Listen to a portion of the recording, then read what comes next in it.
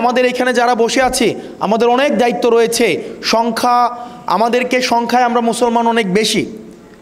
বাংলাদেশে মুসলমান বেশি না সংখ্যায়? সুতরাং দায়িত্বটা আমাদের বেশি, আমাদের দায়িত্বটা অনেক অনেক বেশি। আপনি সংখ্যাগুরু সংখ্যায়, কিন্তু আপনার দায়িত্বও হবে সংখ্যাগুরু। আমাদের দেশে অনেক সম্প্রদায়ের লোক আছে না, অনেক সম্প্রদায়ের মানুষ আছে না।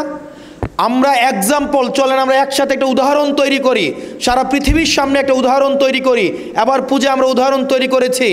আমাদের হাতেই হচ্ছে যারা তথাকথিত আমরা তাদেরকে সংখ্যালঘু মনে করি না, তারা বাংলাদেশের আমাদের ইন্টিগ্রাল একটা পার্ট, অবিচ্ছিন্ন একটা অংশ, তারা আমাদের কাছেই সবচেয়ে বেশি নিরাপদ।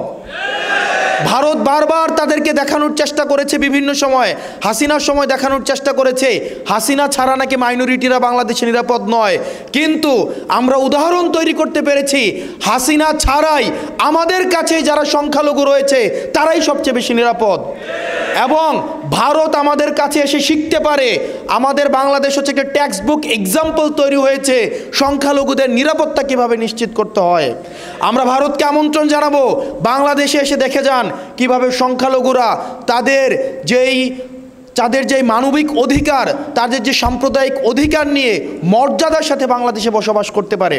এবং এই বিষয়গুলোই আমাদের শিক্ষা ব্যবস্থা, সামগ্রিক জীবন ব্যবস্থা, আমাদের সামাজিক ব্যবস্থার মধ্যে আমরা ইনক্লুড করব ইনশাল্লাহ। আপনারা ভালো থাকবেন, সুস্থ থাকবেন, আপনাদের সাথে দেখা হবে।